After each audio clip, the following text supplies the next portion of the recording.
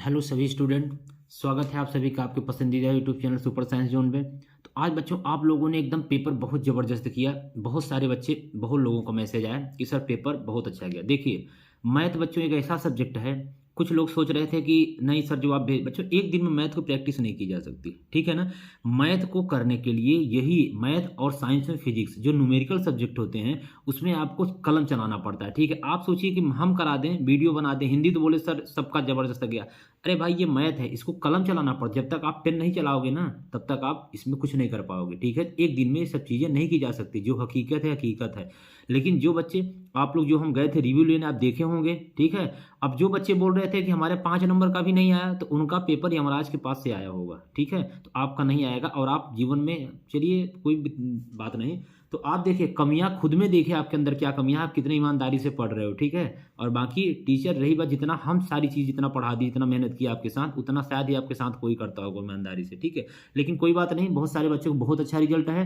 अब जब आप लोग इंतजार करिए रिजल्ट का, रिजल्ट आएगा देखिएगा, कम से कम 10 से प्लस बच्चे ऐसे रहेंगे जिनका आउट ऑफ 70/70 नंबर रहेगा, ठीक है। हम आपको दिखाएंगे, यहीं लाइव दिखाएंगे, और सारे बच्चों को हम वीडियो कॉल में जोड़ करके, और जो अपने ऑफलाइन बच्चे हैं वहाँ भी हम वीडियो बनाएंगे बच्चों का।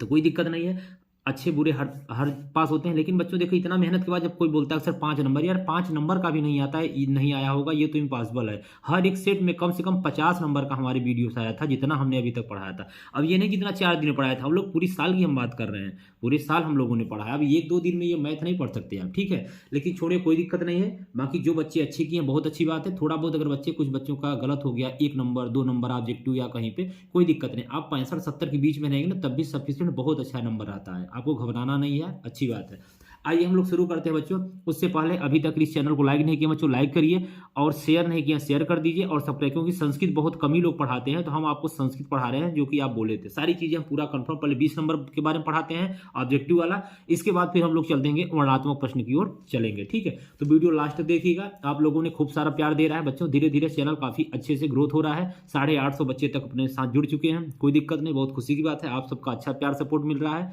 और बहुत खुशी होती है, इसीलिए मेहनत करने में कोई दिक्कत नहीं होती, आराम से मजा आता है, क्योंकि आप लोग इतना अच्छा प्यार सपोर्ट दे रहे हैं, ठीक है। एक छोटे यार, अभी तो हमने शुरुआत किया है, 1-1.5 महीने हुए, कोई दिक्कत नहीं है। तो आइए हम लोग शुरू करते हैं बच्चों। संस्कृत 20 नंबर बिल्कुल पक्का, जो ऑब्जेक्टिव क्वेश्चन आएगा ना यहीं से आने वाला है, जो आपके सामने वीडियो हम लेकर आए हैं।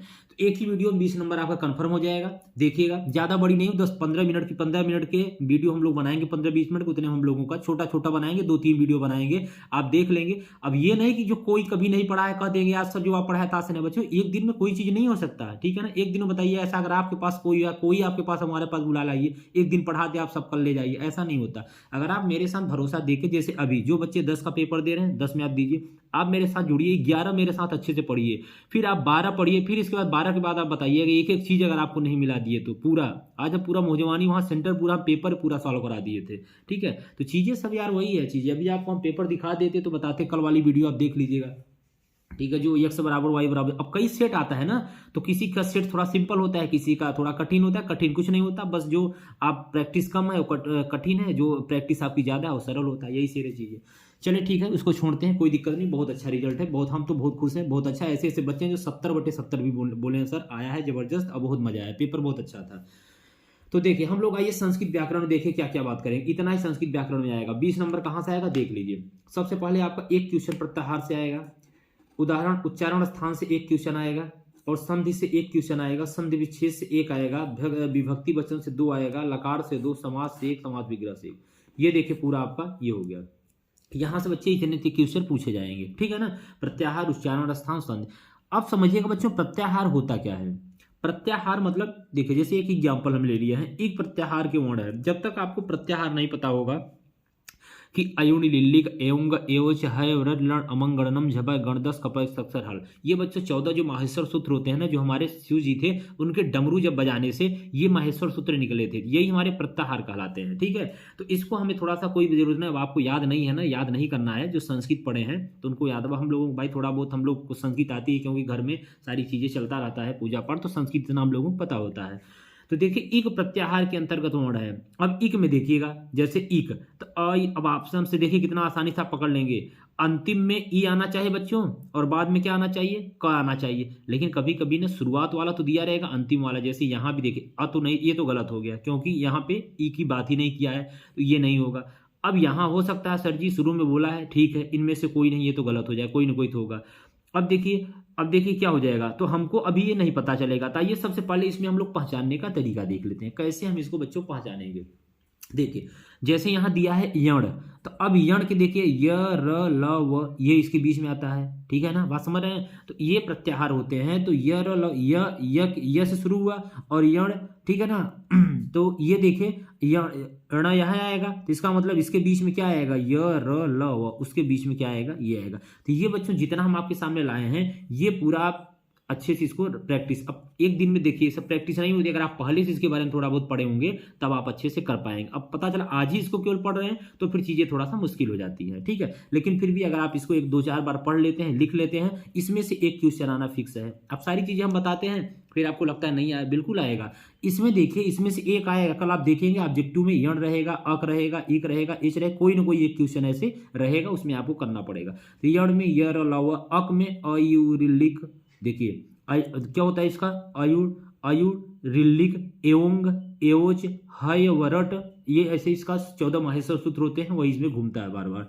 तो अब आपको नहीं आता तो कोई दिक्कत नहीं। देखिए अ और रि के बीच में, ये अ के बीच में यही आएगा, अ ई उ रिल्ली क, तो क के पहले वाला लेंगे और अ के बाद वाला इक, तो ये ई उ रिल्लिक, आयु बताए ना, आयुर ई उ रिल्लिक, तो ये देखिए ई और क के रिल्लिक क, तो इसके बीच में जो आ रहे हैं एच, एओंग, एओच, देखिए एओंग, एओच, ए ओ ए ओ, ये आ रहा है। और तो अ ई उ लिख, ठीक है। तो ये सारी चीजें हैं। सर तो कपय सक सर हल, तो ये देखिए स ख स, ये तीनों आ रहा है। और ये जब गण 10, तो ये देखिए ज और स के बीच में ये आ रहा है, ऐसे होता है। तो इक के अंतर्गत क्या आएगा, इक के अंतर्गत क्या आ रहा है, ई उ री, तो कहाँ कौन सा ऑप्शन है, ये वाला दूसरा ऑप्शन क्या हो जाएगा बच्चों, सही हो जाएगा। देख रहे हैं ना, तो ये चीजें जब आपको पता रहेगा, ये बच्चों आप पढ़ लीजिएगा। अच वाला थोड़ा सा बहुत बड़े बड़े थे इसलिए यहाँ जगह नहीं था, आप देख लीजिएगा इसको, आपने लिखा होगा सीरीज वगैरह में, आप इसको लिख लीजिएगा।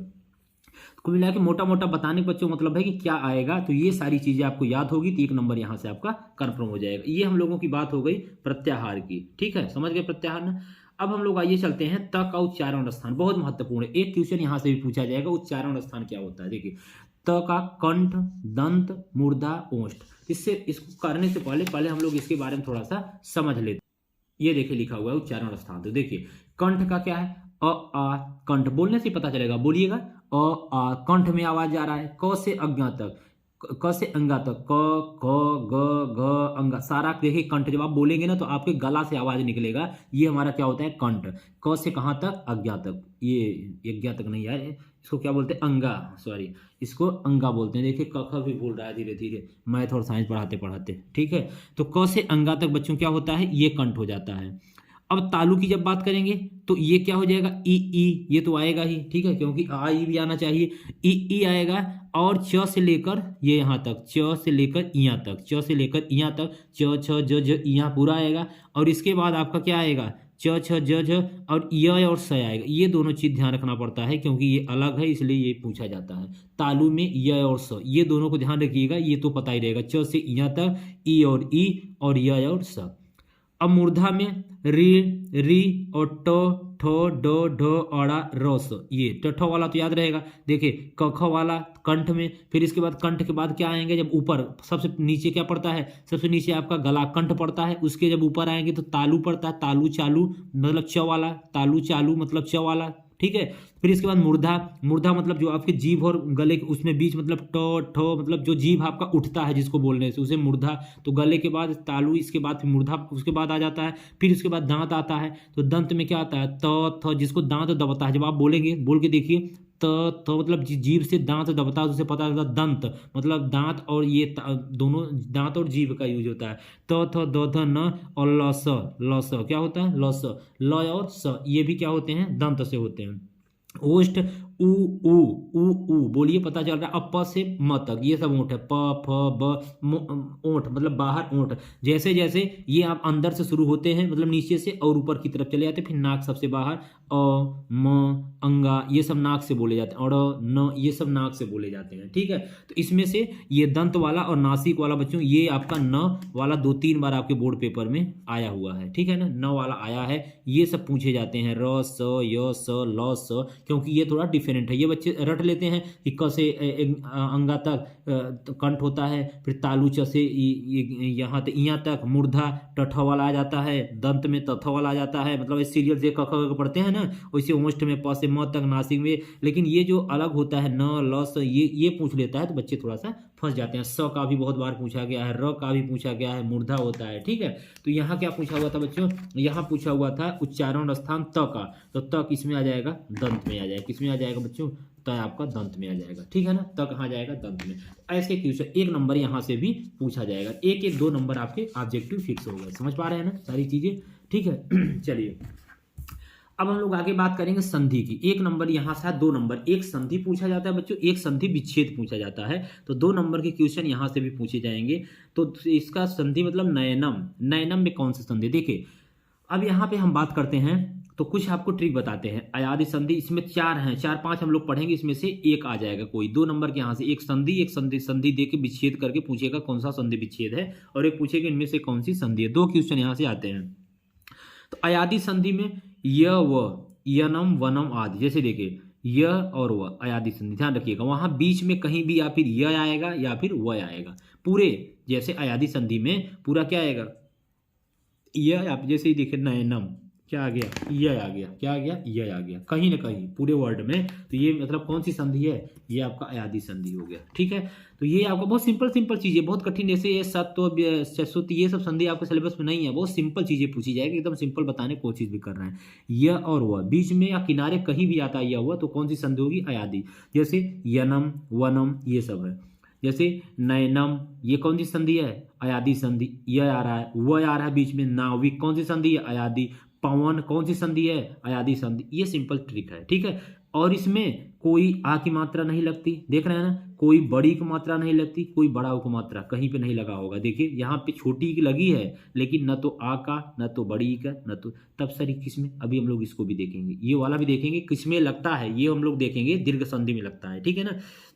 अगला वृद्धि संधि क्या होता है, सबसे विसर्ग संधि में, इसमें बच्चों ना व्यंजन स ख स और इसमें अर्ध मतलब चंद्रबिंदी या फिर विसर्ग मतलब समझते हो कोई विसर्ग मतलब उसमें ये वाला र लगता है, जो ये वाला र होता है वो वाला लगता है। जैसे इसमें हरिस्तते, ये ऐसे देखिए आधा स ते, और ये मुनिस्त मतलब उसमें आपको पता चल जाएगा क्योंकि उसमें आधा सा रहेगा या फिर मतलब उसमें ऐसा कुछ व्यंजन रहेगा, ऐसा कुछ अलग डिफरेंट ही रहेगा, तो पता चल जाता है विसर्ग। जैसे उसमें वागीस, वाक, धन, ईस मतलब ये ऐसे। अब टाइम हम लोगों के पास नहीं पढ़ने, नहीं तो हम इसको बहुत डिटेल से पढ़ा देते, बहुत मजा आता संधि पढ़ने में। तो इससे इसमें मतलब वर्ड अलग ही रहेगा, विसर्ग मतलब ना वो अलग ही पता चल जाता है। आपको देखेंगे तो आपको ये वाला उर्दू र लगेगा, आधा न रहेगा, स रहेगा, ख रहेगा, उसको मतलब कुछ ना कुछ वो अलग डिफरेंस वर्ड रहेंगे तुरंत, या फिर चंद्रबिंदी लगेगा या फिर ऐसे लगा रहेगा जैसे खुशी। तो ये सब विसर्ग संधि है। ठीक है, हम लोग बात करते हैं वृद्धि संधि का। इसमें बच्चों बड़ों की मात्रा क्या लगता है, औ की मात्रा। इसमें औ की मात्रा जैसे जलौद,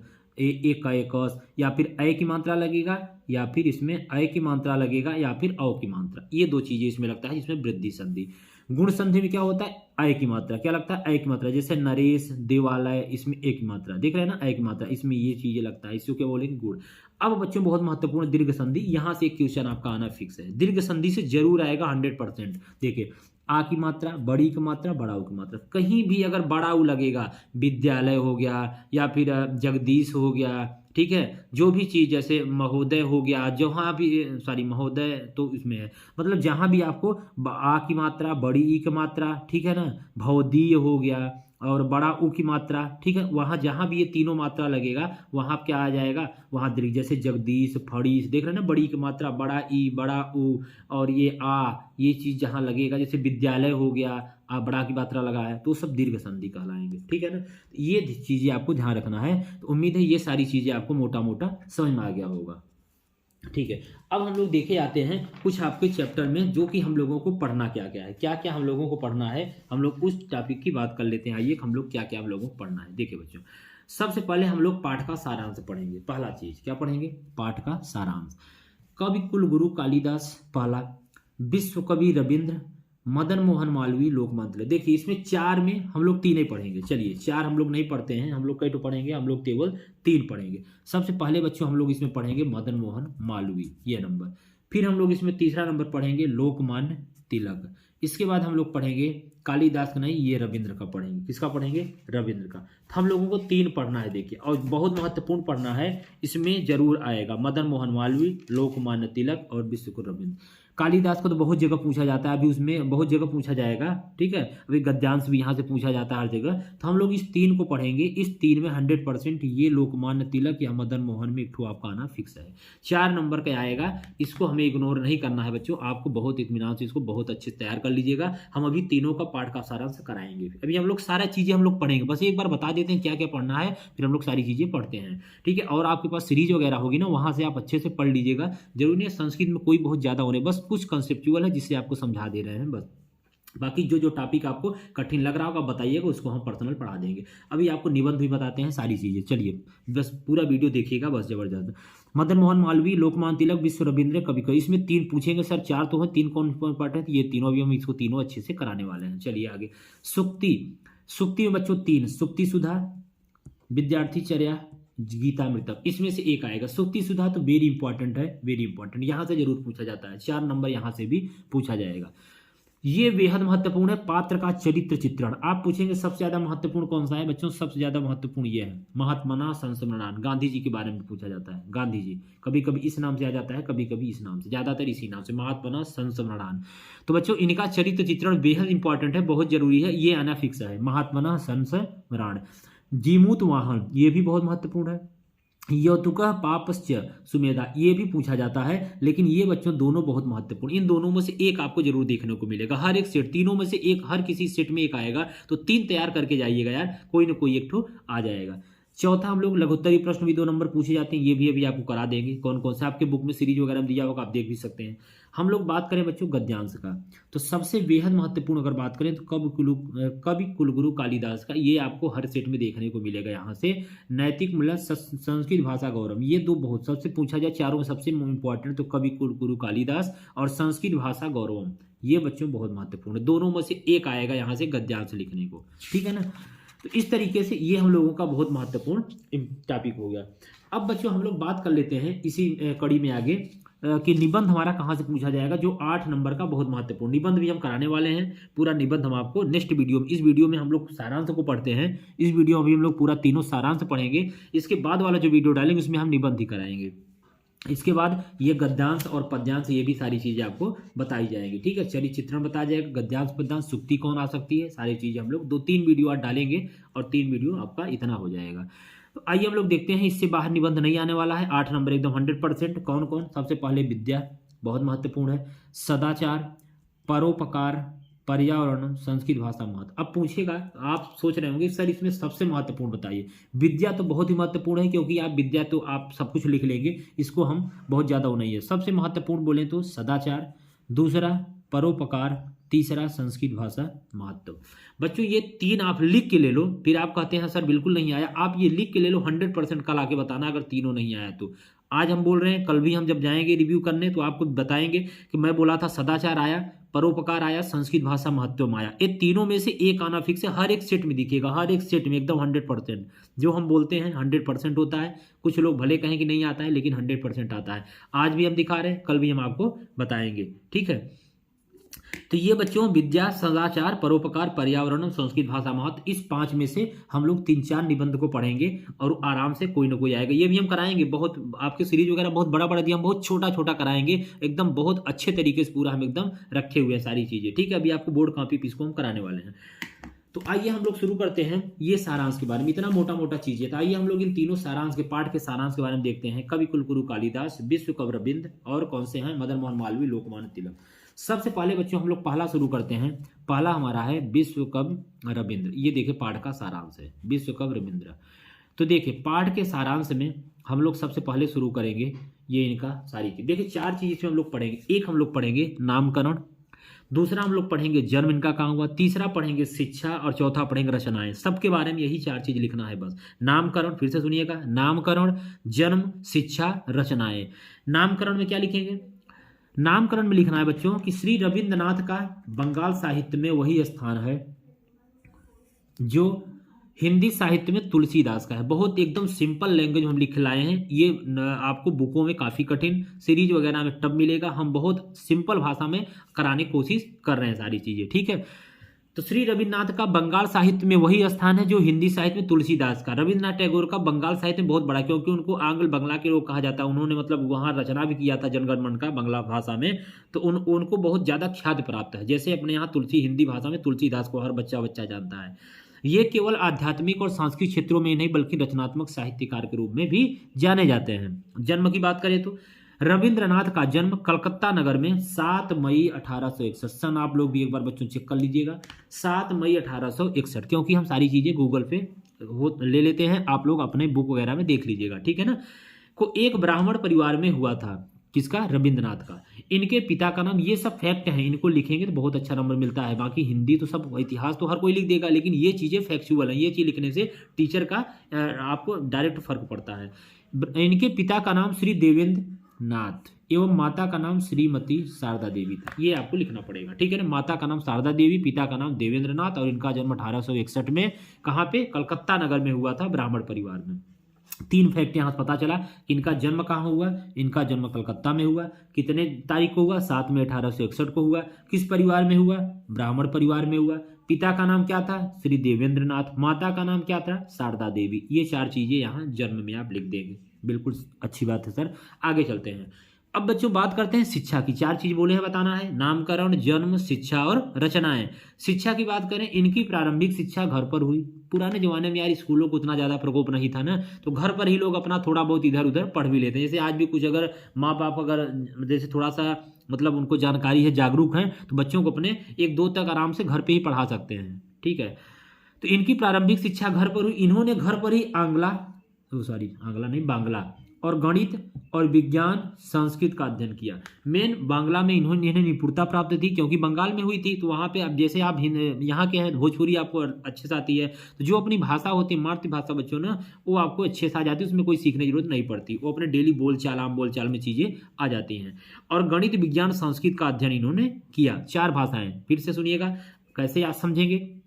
सिंपल है, देखिए सारी चीज़ें आपको कोई रटने की जरूरत नहीं है, इतना अच्छे तरीके से हम खुद ही समझा रहे हैं कि इनकी शिक्षा घर पर हुई। इन्होंने घर पर ही बंगला, गणित, विज्ञान, संस्कृत का अध्ययन किया। इसके बाद इन्होंने कोलकाता के विश्वविद्यालय में प्रवेश लिया, लेकिन स्वभावानुकूल न होने के कारण, जैसे इनका स्वभाव कुछ अलग था, लेकिन विद्यालय में आपको एक बंधना पड़ता है, उसके अनुसार पूरा रूल शासन सारी चीज़ें, मतलब उसके अनुरूप आपको चलना पड़ता है ना, जो वहाँ का ड्रेस होगा, जो वहाँ का यूनिफॉर्म, सारा सिस्टम उसके अनुसार। तो इनका स्वभाव कुछ अलग था, वहाँ का सिस्टम अलग था, तो इन्होंने विद्यालय क्या किया? छोड़ दिया। बोला हमें नहीं पसंद है, हमें विद्यालय नहीं जाना है, अपने से ही अपने अनुसार हम अपना पढ़ाई करेंगे।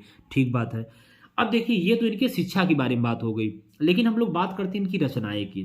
रचनाएं क्या हुआ? इन्हें सैसो संगीत, कुछ संगीत इन्हें बहुत प्रिय था, जैसे सैसो संगीत, ये तो हमें भी नहीं पता कौन सी संगीत है। प्रभात संगीत, ये पता है। प्रभात संगीत मतलब जब कई लोग मतलब मिल के गाते हैं। संध्या गीत मतलब जो शाम के समय गाया जाता है। जैसे प्रसिद्ध संगीत की रचना की। इन्होंने 3-4 प्रकार के संगीत की रचना की। ये सारी चीजें आपको लिखना पड़ेगा बच्चों। सैसो संगीत, प्रभात संगीत, संध्या संगीत जैसे प्रसिद्ध संगीत की रचना की।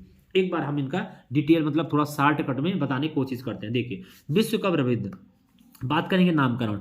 रविंद्र का बंगाल साहित्य में वही स्थान है जो हिंदी साहित्य में तुलसीदास का है। ये केवल आध्यात्मिक और सांस्कृतिक क्षेत्रों में नहीं रचनात्मक साहित्यकार के रूप में भी जाने जाते थे। शिक्षा मतलब इनका जन्म कलकत्ता नगर में 7 मई 1861 को ब्राह्मण परिवार में हुआ। इनके पिता का नाम देवेंद्र नाथ एवं माता का नाम श्रीमती शारदा देवी था। शिक्षा, इनकी प्रारंभिक शिक्षा घर पर हुई। इन्होंने घर पर ही बांग्ला, गणित, विज्ञान, संस्कृत का अध्ययन किया। इसके बाद इन्होंने कोलकाता के विश्वविद्यालय में प्रवेश लिया, लेकिन स्वभाव के अनुकूल न होने के कारण इन्होंने विद्यालय को छोड़ दिया। रचनाएं, इन्होंने सैसो संगीत, प्रभात संगीत, संध्या संगीत जैसे प्रसिद्ध संगीत की रचना की। सैसो और संगीत के बीच में कामा नहीं रहेगा, ध्यान रखिएगा, ठीक है ना। बहुत सारी संस्कृत में बहुत फर्क पड़ता है इन सब चीज़ों का। अच्छी बात है सर, हम लोग बहुत अच्छे समझ गए, एक हम लोगों का कंप्लीट हो गया। आइए हम लोग चलते हैं दूसरा, एक तो हो गए ना, दूसरा चलते हैं जिसकी हम बात करेंगे लोकमान्य तिलक। ये भी बच्चों बहुत महत्वपूर्ण है। लोकमान्य तिलक 3 ही कराने वाले हैं, तीनों में से 100% एक दिख जाएगा। ठीक है, अब आप कहेंगे सर नहीं आया तो जरूर आएगा। ठीक है, अब आप कहने की आपकी हैबिट हो जाए अलग बात है, लेकिन 100% आएगा। अगर आपको ट्रस्ट करना है तो ठीक है, और नहीं तो बाकी तो कोई बात नहीं है। चलिए, नामकरण लोकमान्य तिलक भारतीय स्वतंत्रता। आज जब बच्चा बोला है तकलीफ बहुत होता है, जब कोई यार कहता मतलब इतना सोचिए मेहनत करने का। कल सोचिए मैं शाम को ये सारा संस्कृत का बना, इसीलिए आज मन नहीं कर रहा था वीडियो अपलोड करें, लेकिन फिर बहुत सारे बच्चों को मैसेज आता लगता है यार 1-2 ऐसे होते हैं तो उनकी वजह से सारे का नुकसान ना हो। बाकी तो बच्चे अपने बहुत अच्छे हैं, सब मन लगा के पढ़ रहे हैं, इसलिए कोई दिक्कत नहीं। तो इसीलिए हम बोलते हैं बच्चों, जिनको अगर नहीं पढ़ना है आप प्लीज ग्रुप में ना जुड़े हैं। ठीक है ना, इसीलिए ग्रुप में हम चाहते तो कर देते, लेकिन नहीं, जो बच्चे जब बोलते हैं मैसेज करके तभी हम जोड़ते हैं, फालतू बच्चों को अब इसीलिए ग्रुप में नहीं जोड़ रहे हैं। ठीक है, तो लोकमान्य तिलक भारतीय स्वतंत्रता, ये इनके बारे में पढ़ते हैं थोड़ा सा। लोकमान्य तिलक भारतीय स्वतंत्रता संग्राम के सैनिकों में अग्रगण थे, मतलब ये अगुवाई मतलब करते, मतलब सबसे सीनियर थे, कह सकते हैं अग्रगण थे। इनका नाम बाल, देखिए लोग इनको बाल तिलक जानते हैं, बाल गंगाधर, लेकिन कैसे जानते हैं समझिएगा। इनका नाम बाल था, क्या नाम था, बाल। ये पिता का नाम गंगाधर, क्या था, गंगाधर। वंश का नाम तिलक, ठीक है। यश का नाम लोकमान, इनका यश भी पुराने जमाने में ये सारा जैसे आपका जैसे हम लोगों में आप लोगों में सब में होता है ना, कौन था गोत्र है क्या है सारी चीजें, वैसे हर किसी में इनमें भी होता है, तो ऐसे इनमें भी था। तो इनका पर्सनल नाम बाल था। ये सब बहुत अच्छे पॉइंट है, ऐसे आप लिखते हैं कोई चीज ना, आपको एग्जामिनर बहुत अच्छा नंबर देता है। इनका नाम बाल, पिता का नाम गंगाधर, वंश का नाम तिलक तथा यश का नाम लोकमान्य था। इस तरह इनका पूरा नाम लोकमान्य बाल गंगाधर तिलक हुआ, जो हम आप सब जानते हैं, लेकिन ऐसे नाम हुआ इनका जैसे हम बता रहे हैं। ठीक है, अब देखिए जन्म इनका, तो तिलक जी का जन्म 1913 में तरनगिरी जिले में, ये बहुत महत्वपूर्ण है, इसको ध्यान रखिएगा, तरनगिरी जिले के चिरबल नामक, चिरबल, ठीक है ना, तरनगिरी जिले के चिरबल नामक ग्राम में हुआ था। इनके पिता का नाम रामचंद्र गंगाधर राव था, क्या था, रामचंद्र गंगाधर राव था, तथा माता का नाम पार्वती बाई, माता का नाम क्या था, पार्वती बाई, यहाँ लगा देंगे, पार्वती बाई था। इनकी माता एक धार्मिक महिला थी, पूजा पाठ करती थी बहुत ज़्यादा। बच्चों पर माता का बच्चों पर बहुत बड़ा प्रभाव पड़ता है। ठीक है, अगर क्या होता है शुरू में आपकी पहली पाठशाला माँ होती है, तो जो आप चीज़ें हमेशा देखते हैं घर पर, जैसे जब बच्चा पैदा होता है 1-2 साल बाद जब बोलना शुरू करता है, तो देखते होंगे कि पहले पापा फिर मम्मा, मतलब चीज़ें मतलब ऐसे बोलता है, जो जहाँ जिस परिवेश में रहता है ना उसी अनुसार बच्चा ढल जाता है। जैसे जब शहर में रहता है तो क्या होता है, बच्चा मतलब अच्छे से बात करता है, सिस्टम से रहता है, लेकिन जब गांव में रहता है तो इधर उधर मतलब उस माहौल में, एटमॉस्फेयर में हो जाता है। ऐसी सारी चीज़ें, इनकी माता एक धार्मिक महिला थी, इसीलिए जो लोकमान्य बाल गंगाधर तिलक थे एक बहुत धार्मिक आदमी थे। ठीक है, तो ये सारी चीज़ें हैं। तो इनका जन्म 1913 में कहाँ पे, तरनगिरी जिले के चिरवल नामक ग्राम में हुआ था। इनके पिता का नाम रामचंद्र गंगाधर राव था तथा माता का नाम पार्वती बाई था। इनका माता एक धार्मिक महिला थी। ये इनका बच्चों जन्म। अब फिर वही शिक्षा और वही फिर 4 चीज हमें लिखना है। शिक्षा कहाँ हुई थी, तिलक जी का बचपन कष्टमय था बहुत। इन्होंने काफ़ी पुराने समय की बहुत, जितने भी आप हमारे कवि हैं, जो भी स्वतंत्रता सेनानी हैं, जो भी है बच्चों, उनका जो जीवन था बहुत संघर्ष। आपको लगता है कि आपका जीवन कष्ट में, बच्चों ये कुछ नहीं है। ठीक है, एक छोटी सी कहानी की बात है कि एक बार एक आदमी जा रहा था, उसके पैरों में चप्पल नहीं था। एक बार एक लड़का या कोई आदमी था, जा रहा था सड़क से, तो उसके पैरों में चप्पल नहीं था, तो बार बार अपने पिताजी और माताजी के साथ, जिसके भाई जिसके भी साथ में था, बोल रहा था कि मेरे पास चप्पल नहीं है, हम पैदल चल रहे हैं, पैदल चल रहे हैं। उधर से एक आदमी आता हुआ दिखा, तो उसके पास पाँव नहीं था, उसके पास पैर ही नहीं था, और बेचारा लकड़ी के सहारे एक ऐसे मतलब बहुत तकलीफ से जा रहा था। तो उसके पिताजी बोलते हैं, देखो तुम्हारे पास चप्पल नहीं है, तुम्हारे पास तब भी तुम परेशान हो, देखो वो कैसे इंसान है कि तुम्हारे पास पैर सही से चप्पल नहीं, और उसके पास देखो पैर ही नहीं है, बताओ, चप्पल की बात छोड़ो। तो वो बच्चा फिर बहुत ज़्यादा मतलब इंस्पायर हुआ। तो ये ऐसे चीज़ें, मतलब आप लगता है कि हमारे पास समस्या है, तो बच्चों समस्या आपके पास है। अभी जब आप देखेंगे तो आपसे ज़्यादा भी समस्या लोगों के पास है, लेकिन समस्या कहने से नहीं होगा, समस्या को हमें सलूशन ढूंढना होगा। ठीक है ना, कि ये हमारे पास समस्या, आप उसको अगर जितना समस्या सोचेंगे मन में उतना बढ़ती चली जाएगी, और जब आप उसका अगर हल ढूंढेंगे तो हल मिलता चला जाएगा। ठीक है, बस अच्छा नियत होना चाहिए, निष्काम भाव से अगर आप कोई काम ईमानदारी से करते हैं तो आप बहुत आगे तक जाएंगे। बस ईमानदारी होनी चाहिए हर हर एक काम में। ये नहीं कि बस मन में कुछ और है आप कुछ कर रहे हैं, ऐसा नहीं होना चाहिए, ठीक है। तो आप देखिए पढ़ाई लिखाई तो ठीक है, लेकिन पहले आपको एक अच्छा इंसान बनना चाहिए। जिस दिन आप एक अच्छा इंसान बन गए ना, उस दिन बहुत आधी चीज़ें तो खुद में अपने आप में आ जाएगी, आप में बहुत बड़ा परिवर्तन आ जाएगा, ठीक है। तो आप लोग बच्चों पहले विद्यार्थी तो हैं ही, तो एक अच्छा इंसान बनने की कोशिश करिए, फिर तो आप सक्सेस बहुत जल्दी, सारी कायनात आपको फिर लग जाती है सक्सेस को दिलाने में, ठीक है। चलिए, तो इनके ये था, तिलक जी का बचपन कष्टमय था। 10 वर्ष की अवस्था में माता की मृत्यु हो गई। सोचिए इससे ज्यादा कष्टमय क्या हो सकता है। और 16 वर्ष की अवस्था में पिता की भी मृत्यु हो गई। सोचिए 10 वर्ष में इनकी माता खत्म हो गई और 16 वर्ष में इनके पिता भी खत्म हो गए। कोई बात नहीं, फिर भी इन्होंने अपना अध्ययन नहीं छोड़ा। सोचिए आज क्या होता है, थोड़े से आपके पास दुख आ जाती है, हमारे पास दुख आ जाता है, तो हम लोग सोचते हैं अब हमारा तो जीवन समाप्त हो गया, क्योंकि अब इससे बड़ा कष्ट मेरे लिए कुछ भी नहीं हो सकता। लेकिन सोचिए एक ऐसे व्यक्ति जिनकी माता 10 साल में खत्म हो गई, 16 साल में पिता खत्म हो गए, फिर भी वो चाहते तो छोड़ देते कि माता पिता ही नहीं रहे तो क्या पढ़े, हम किसके लिए पढ़े। लेकिन नहीं, उन्होंने देश के लिए पढ़ा, अपने लिए पढ़ा, और इस समाज को बुराइयों को कुरीतियों को बदलने के लिए उन्होंने पढ़ा, ठीक है। अगर आज वो सब इतना स्ट्रगल न किए होते तो हम सबको देखिए संस्कृत में सारी चीजें ये सब इसलिए दी जाती है हम इन सब इनसे कुछ सीखें, ठीक है। पढ़ाई के साथ साथ शिक्षा मतलब होता है उसे अपने डेली लाइफ यूज कर सके, ये मतलब होता है मेरा शिक्षा। ये नहीं बस पढ़ के परीक्षा दे दीजिए काम खत्म।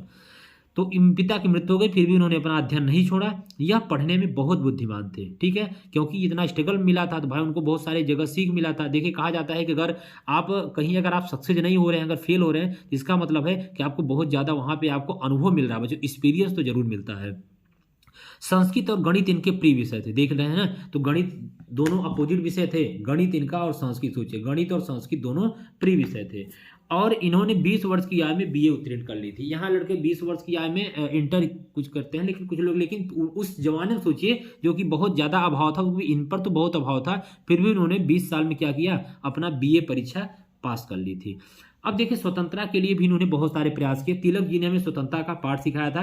ये इन्होंने बहुत इंपॉर्टेंट नारा बोला था, आप सबने पढ़ा भी होगा, स्वतंत्रता हमारा जन्म सिद्ध अधिकार है, हम इसे लेकर रहेंगे, मतलब न इसे लेने देंगे, मतलब इसे हम पा कर रहेंगे, ठीक है ना। स्वतंत्रता हमारा जन्म सिद्ध अधिकार है। किसका कथन था, पूछा जाता है क्वेश्चन, तो किसका नारा था, हमारा ये बाल गंगाधर तिलक का था, ठीक है, लोकमान्य बाल गंगाधर तिलक। तो बच्चों ये सारा चीजें था बाल गंगाधर तिलक के बारे में, समझ गए होंगे ना ये सारी चीजें। अगर आपको इसका पीडीएफ चाहिए बताइएगा, हम इसका पीडीएफ भी आपको सेंड कर देंगे, और चाहे तो आप अभी समय है लिख भी सकते हैं, कोई दिक्कत नहीं, जैसा होगा आप कमेंट में बता दीजिएगा, ठीक है। आगे चलते हैं, तीसरा नंबर। तीसरा बच्चों हमारे पास है मदन मोहन मालवीय। ये भी बहुत अच्छे आदमी थे यार, बहुत इंपॉर्टेंट है। ये इनका भी बहुत जीवन अभाव था, इसीलिए इन्होंने काशी हिंदी विश्वविद्यालय को इन्होंने खोला था, और इनका जन्म इलाहाबाद में ही हुआ था। इनके नाम से मालवीय ये स्टेडियम भी बना हुआ है, मदन मोहन पार्क भी बना है, और इनके नाम से एक हॉस्टल भी बना हुआ है इनके नाम से, बहुत सारी चीजें इलाहाबाद, क्योंकि इनका जन्म प्रयागराज में ही हुआ था। तो आइए देखते हैं बच्चों तीसरा, नामकरण श्वेत वस्त्र। ये देखते होंगे कपड़ा हमेशा श्वेत पहनते, गले में एक दुपट्टा बांधे रहते, जैसे गोला गोला लपेटे रहते थे, आप देखते होंगे कहीं मदन मोहन मालवीय का। और ये सिर पर सफेद पगड़ी और मस्तक पर सफेद चंदन का तिलक लगाते थे, ठीक है ना। तिलक लगाने से देखिए, तिलक जरूर लगाना है। तिलक लगाने से क्या होता है बच्चों, आपका एक कंसंट्रेट माइंड होता है वहां पे, मतलब आपका माइंड स्थिर होता है। इसीलिए हमेशा आपको ध्यान भी थोड़ा बहुत सुबह उठ के आपको ध्यान जरूर स्मरण करना चाहिए। किसी भी इष्ट देवता आप जिसको भी मानते हैं, जो भी आप भगवान को मानते हैं, उसका एक बार थोड़ा वो करना चाहिए। उससे क्या होता है, आपके मन में बहुत शांति मिलती है, ठीक है ना।